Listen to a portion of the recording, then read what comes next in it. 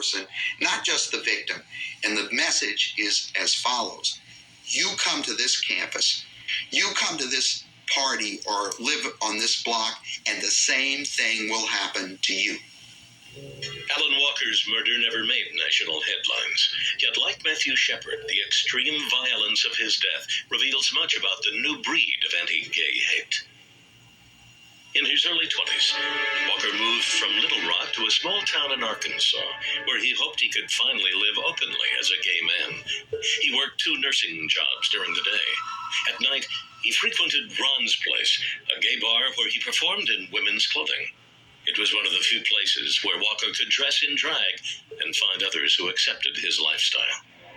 But on November 9th, 1996, Alan left the bar dressed as a woman and encountered 2 strangers waiting outside.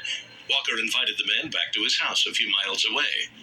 One day later, a neighbor called the police when she noticed that the tires on Walker's car were flat and his house seemed unusually quiet. Patrol officers discovered on arrival at the scene that a couple of vehicles were parked in the driveway and the tires had been flattened. They got no response at the residence and made entry through an unlocked door at the back of the residence.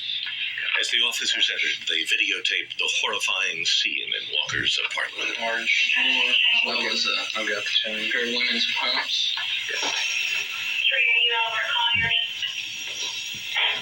At the time we initially saw him or discovered him, he was only wearing some high-heeled pump shoes and what appeared to be a women's wig. The attack on him was brutal. The medical examiner's report had indicated that he had sustained probably 3 or 4 lacerations to the side of his head, crushing several bones in the skull and the jaw area.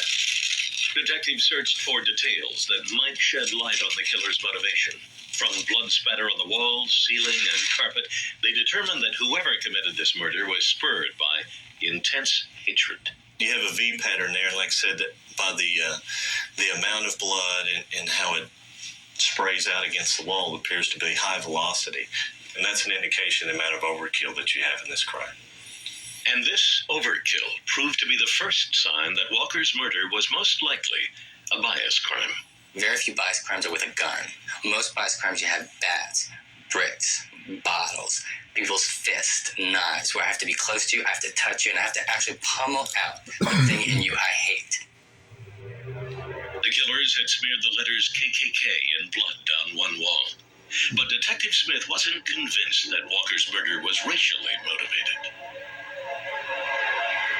We didn't think that, necessarily a member of the KKK had been there and committed this crime, that it was more or less done to just mislead us. The indications that we had that some type of sexual activity had taken place on the bed told us that, that we might be looking for something a little bit more personal. The presence of an open condom wrapper raised a new possibility. Had something intimate happened between the victim and the perpetrators? When we initially arrived at the crime scene, the bed was made, it was nice and neat and so forth. But as we started to look around the area, we pulled the covers back and we found blood spatter underneath those sheets. So that, along with the condom wrapper, we believe there was some type of sexual activity that probably took place.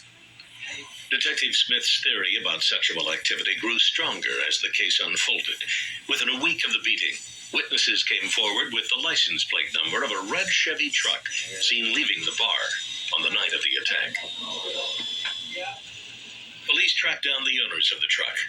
After being questioned, Adam Blackford and Itzhak Marta were charged with Walker's murder. When DNA evidence linked the defendants to the crime, the men later claimed that they didn't know that Alan was a man in women's clothing until he emerged from the bathroom naked. Feeling duped, Marta said he burst into a rage, a controversial defense known as gay panic.